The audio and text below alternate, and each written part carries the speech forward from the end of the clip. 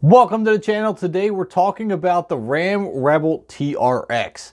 It's a highly anticipated truck that's supposed to be taking on the Ford Raptor. We know the Raptor's a beast, so in order to compete with that, the TRX is going to have to bring a lot to the table. Now, according to some of these videos, the information we have, spy shots, it looks like the Raptor is going to have its hands full. Now, before I start talking about the Rebel TRX, make sure you drop a like on the video. You know you want to. Now, the Rebel TRX has been talked about for quite a few years now, but not a whole lot's come up about it. What's been interesting is that it's competing with the Raptor, which is already an off-road beast.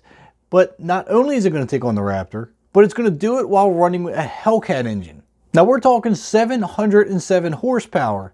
Some configurations are 717. And that's going to put your torque somewhere in the mid 600 range, give or take. And that is a lot for an off-road truck. That's a lot for any truck. The Ford Raptor, in comparison, is running the 3.5 liter twin turbo EcoBoost, putting out 450 horsepower and 510 pound-feet of torque. Now, that in itself is a very powerful truck. 510 pound-feet of torque will get you through a lot of things off-roading. It's going to push you through trails. It's going to push you over rocks. It's going to do a lot for you. Now, we've seen some of the prototypes running through the desert, and we've even caught one on the highway. Now, I believe the fascia and everything is going to be different. It might have some different fenders and stuff, but this, again, this is the test mule, so to speak, and the suspension is really the main focus. Now, that being said, the suspension, we're not even 100% sure what it is, because Dodge has gone as far as wrapping the shocks and camouflaging them so we can't see what they are. Now, it's pretty clear that the truck is sitting higher than even the Ram Rebel that's out now. The tires look like they're, I'm going to guess, 35 inches. Now, FCA says the Rebel TRX is going to have a mode selector much like the current Hellcats and Trackhawk.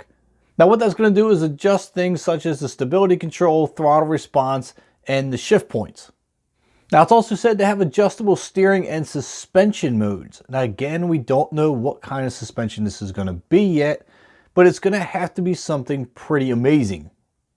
Now, FCA said they're going to utilize their existing 8-speed automatic transmission, and that there's a possibility that it's going to get a 12-inch infotainment screen. Now, the spy shots that we have, the truck is obviously very heavily camouflaged. There's not a lot you can see about it, but just judging on shapes that you can see through the camouflage alone, it does look to have that more aggressive Rebel-esque type front end to it. It's definitely not going to be the same one you see on one of the test mules where it's not camouflaged at all. Obviously, they wouldn't do that, but it's going to be a more aggressive look. It's going to be a wider. Now, I heard that it's supposed to be about 3 inches wider than the existing model. Now, one of the main things that I'm going to be very curious about, and I'm sure there's going to be a lot of other questions about it as well, is the suspension travel. Now, the Raptor, I do believe, I didn't research this beforehand. I probably should have. I apologize. But I think it's 11 inches of suspension travel. Correct me if I'm wrong. I do apologize. Definitely should have researched that before I made this video. But I think the rear has 11 inches of suspension travel. Now, that's a lot. Now, the TRX is going to have something significant to compete with that. 2 to 3 inches of travel is okay.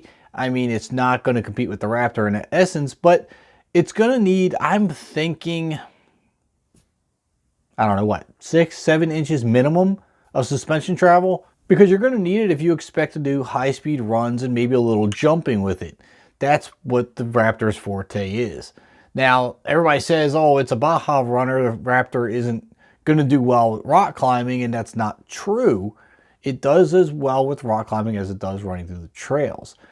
But I do agree with TFL when they said it's going to have to do everything the Raptor does. Now, it doesn't necessarily have to do it better. It just has to be able to do it.